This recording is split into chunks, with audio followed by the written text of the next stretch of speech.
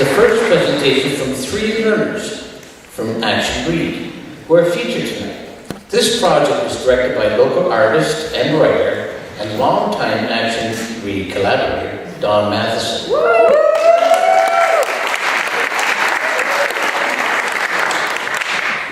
I know this isn't a brochure, but before you are 3 museum display cases on loan from the art gallery at Gruff. Typically, museum cases contain objects of great significance intended for public viewing, items such as cultural artifacts, significant art pieces or objects of great value are kept secure under glass. The display cases for the love of words contains items that may appear to be of little value, ordinary, everyday disposable things. In fact, these items have changed lives. The 3 learners are going to tell you why. Since their tutors obviously know them best, they will introduce the learners. So I met Judy in 1992 when I was 10 years old. And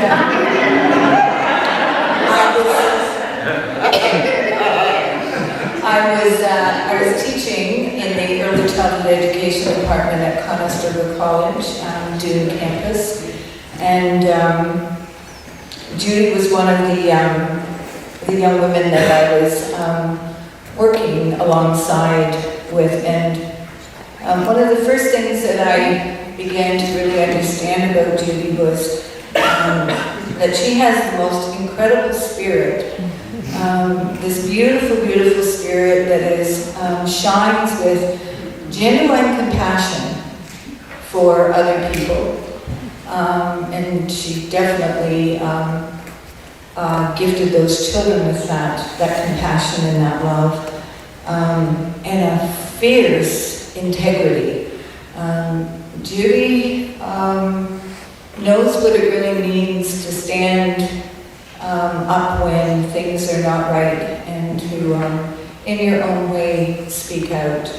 And the last thing that really struck me so profoundly about Judy, which is such an important aspect of working with young children, was her genuine sense of awe about the world around her, and curiosity and learning.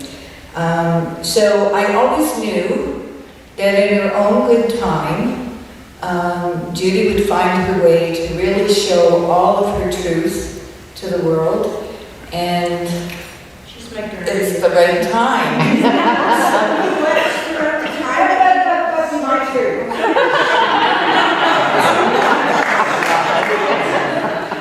And so, that's what happens when you interrupt me. I lose my train of thought. It's called sometimers. So all I was going to say was I'm honored to be here tonight to help all of you celebrate this amazing woman and the growth that she has worked so hard to attain.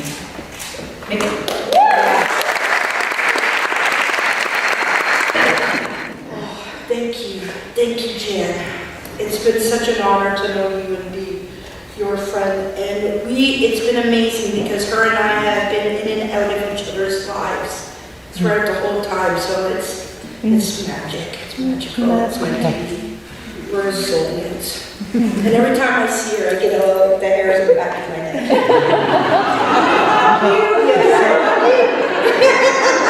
I'm quite affectionate. Okay, I have to get to this speech. So I am the last one up because I get distracted easily, so I didn't take it too long. So you've seen the Peter Pan book right here. Amazing, amazing, amazing. Courtney, you are an inspiration beyond belief. And also Sean, the menu. I am going to Neverland and having one of those steaks that you said. All the people to write about it on the border, and yeah. So I'll get to mine in a minute, but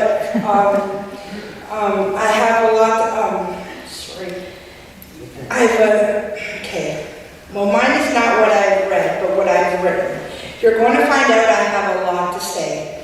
After 46 years, I can finally say it. Can you guys hear me okay? Yeah, you're good, Judy. Okay, I was adopted into an educated family at the age of 2 in Guelph. They were both teachers. My dad became a principal, and my mom helped a school in the Philippines start a special education program. I had troubles from the get-go. No, I had school troubles from the get-go. Having multiple disabilities, physical, mental, and emotional, school was not set up for someone like me. I hated school.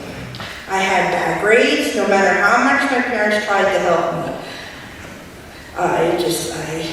School sucked. But I love to learn, that's the thing. It just wasn't happening for me at school.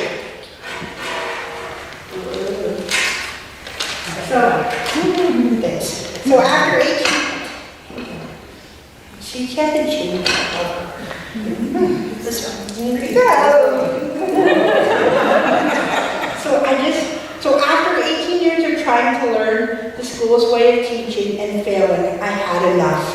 I shut down. I had no self-esteem.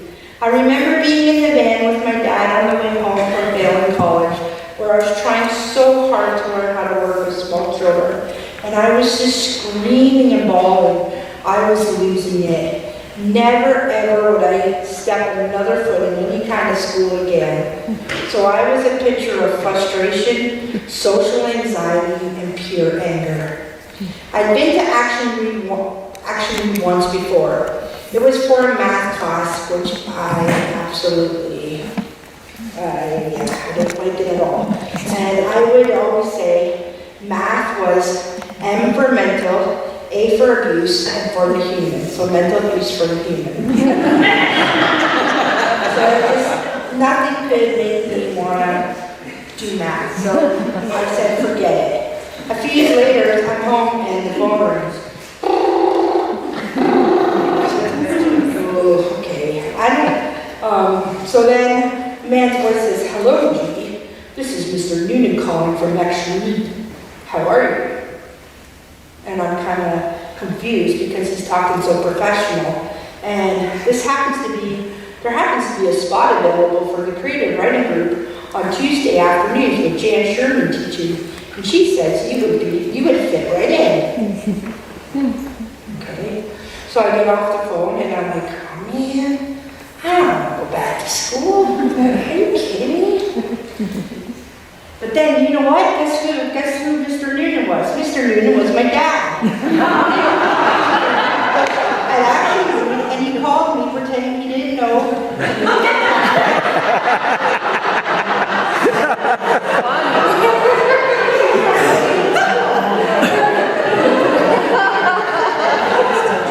But the funny thing is, I didn't write it off right away. I was thinking about it, and I remember the name Jan Sherman. Like, she's the only person I remember from all my schooling who said I was worth it and I could learn. Like nobody else. Nobody else took the time in my most critical time in life and told me that I could still do it, you know, and I could still learn. This stayed with me. And that's why I'm so excited. She was the one that could introduce me tonight. I came 4 times a week, and within a year, I was on the board of directors for Action Read. At Action Read, there is no judgment, no competition, and no testing. It's all supportive and about doing your personal best.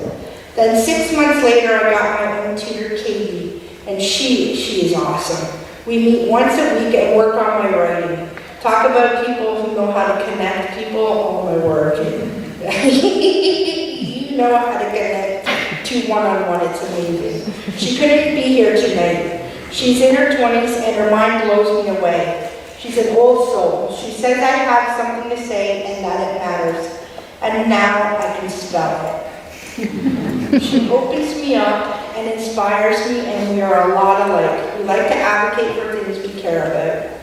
So that brings me to my museum box. I always felt different in life, you know, second best. Issues from being adopted and there just wasn't a place for me. Well, now I know there's a place for everyone. I spent my time standing up for other people. If there was injustice in my passion for equality, if there was injustice, my passion for equality fires up. I wrote the mayor to tell him about all the garbage in the city everywhere. We don't want to be living in a garbage bin. I Facebooked the councillor who rode the city bus and he said it was tough. I said, you should try to walk mobility and book a week in advance for everywhere you want to go. Yeah, I wrote the city about having them put in accessible washrooms in the exhibition park. Yeah, and there's one right by the fields, the soccer fields, that's not. It has an accessible wheelchair, but it has a step to go up.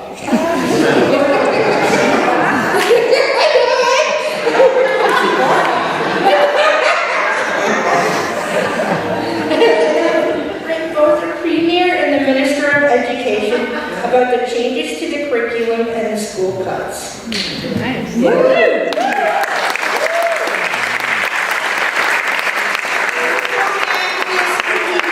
So yeah, I think it was Kevin or something, yeah. I want to be that person who embraces values such as equal worth of all citizens, the equal right to meet their basic needs, and the need to spread opportunity, and finally, the requirement that we reduce and where possible, eliminate unjust inequities. Inequities. And now I want to end with a quote my tutor said, things are only different because we label them that way. Thank you for listening.